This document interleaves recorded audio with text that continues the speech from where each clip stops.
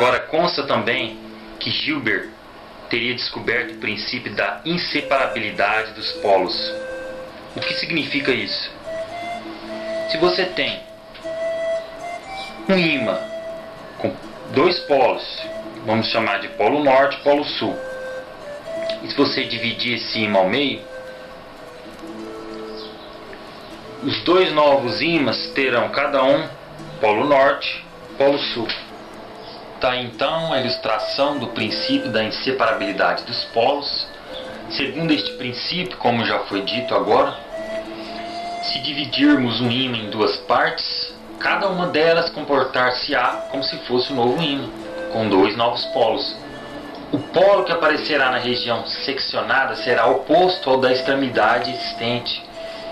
Podemos dividir o ímã em novas partes sucessivamente e obtermos novos ímãs, cada vez menores.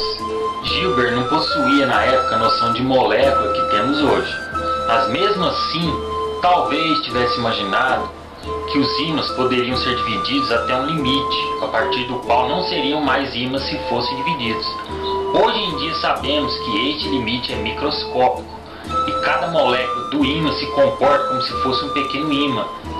Em outras palavras, um ímã é composto de pequenos ímãs moleculares ordenados. Isso nos leva a outro ponto. Podemos imantar um ferro aproximando-o de um ímã natural, de acordo com este princípio, pois o ímã causará uma ordenação das moléculas no sentido das linhas de indução, e quando for afastado do corpo, este agirá como se fosse um ímã momentaneamente, isto é, enquanto as moléculas estiverem ordenadas. Teve uma certa ocasião em que o Hilbert pegou uma esfera de metal magnetizada e aproximou-se a esfera de uma bússola. Aí ele imaginou que a Terra, o nosso planeta Terra, seria então um grande ímã, nada mais do que isso, um ímã, o que é a pura verdade. E ele fez mais ainda. Ele imaginou linhas que passassem de um polo ao outro. Veja, linhas que até hoje são usadas, as chamadas linhas de força. Ele foi um dos primeiros a fazer desenho de linhas. No século XVII, Otto von Guericke construiu o primeiro instrumento da história capaz de eletrizar corpos elétricos. Esse instrumento foi chamado por ele mesmo de máquina elétrica. Esta engenhoca era capaz de reproduzir os mesmos fenômenos que ocorriam ao se atritar um bastão de âmbar, só que em escala bem maior. Desse modo, esse físico alemão conseguiu realizar experiências muito diversas e importantes para a área. Descobriu, por exemplo, que os corpos eletrizados ora se atraíam, ora se repulsavam, de acordo com o material utilizado. Certa vez, ele carregou um corpo que possuía uma extremidade pontiaguda e colocou a chama de uma vela próxima a esta ponta. E notou que a chama era desviada como se estivesse sob a ação de um vento. Constatou também que a chama da vela poderia deseletrizar um corpo carregado. Hoje em dia, a gente conhece esse fenômeno muito bem, o poder das pontas. Certa vez, von Guericke fez uma descoberta fundamental. Ele descobriu que um corpo poderia ser eletrizado sem que precisasse entrar em contato com outro corpo. É o que nós chamamos hoje de eletrização por indução. Os procedimentos para se eletrizar um corpo através da indução são relatados conforme se pode ver na figura. Aproxima-se de um corpo neutro, um corpo eletrizado.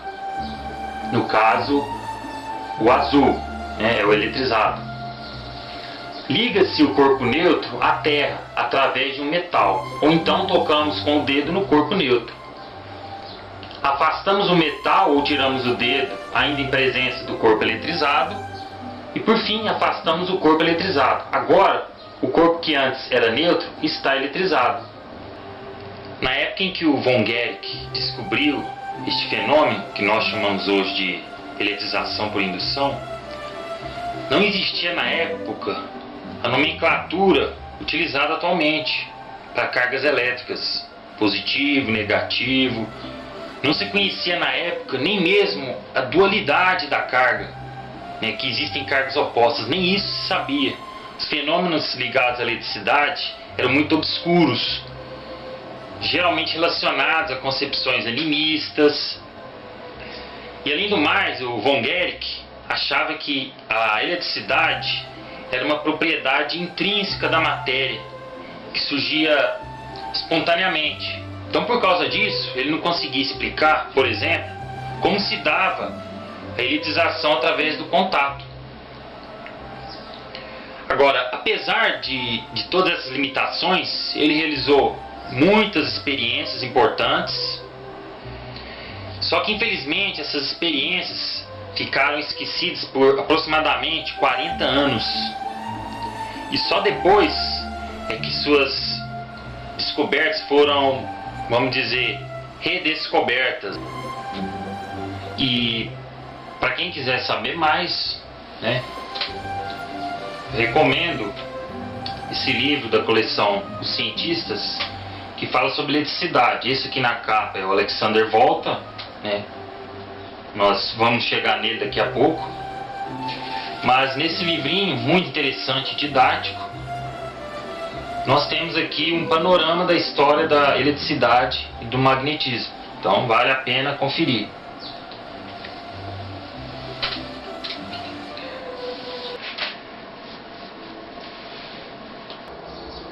Foi a partir do início do século XVIII que as pesquisas em eletricidade e magnetismo ganharam ritmo acelerado e passaram a fazer parte da pauta dos físicos e dos químicos, e por extensão dos médicos, naturalistas, filósofos e estudiosos em geral. Eu acho que a gente pode dizer, sem exagero, que o século XVIII foi fundamental. Foi no século XVIII que essa área do conhecimento ganhou um impulso nunca antes visto. E a gente vai saber por que agora. Em 1731, o inglês Stephen Gray realizou experiências nos corpos de materiais diversos e afirmou que existia uma condutividade elétrica. Isto é, os corpos serviam como condutores. Ele também propôs que se classificassem os corpos entre condutores e não condutores. Por exemplo, isso aqui é um metal, ele chamou de condutor. Isso aqui é uma borracha, ele chamou de não condutor. Essa ideia, embora pareça banal, trivial para nós hoje em dia, para a época, em pleno século XVIII, quando as pesquisas ainda estavam engatinhando, essa ideia foi fabulosa. Na época, o fenômeno de eletrização dos corpos era associado a uma virtude elétrica, né? Era assim que era chamado, virtude.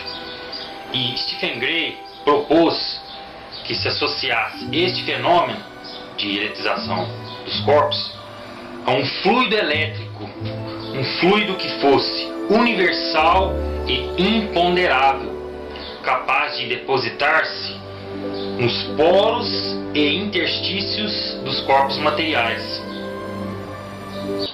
Em 1759, Theodor Apinus continuou os estudos de Gray e constatou que entre condutores e não condutores não existia uma ponte ou um salto, mas uma continuidade, uma gradação. Então ele propôs que se colocasse condutores e não condutores numa escala, uma escala de condutibilidade.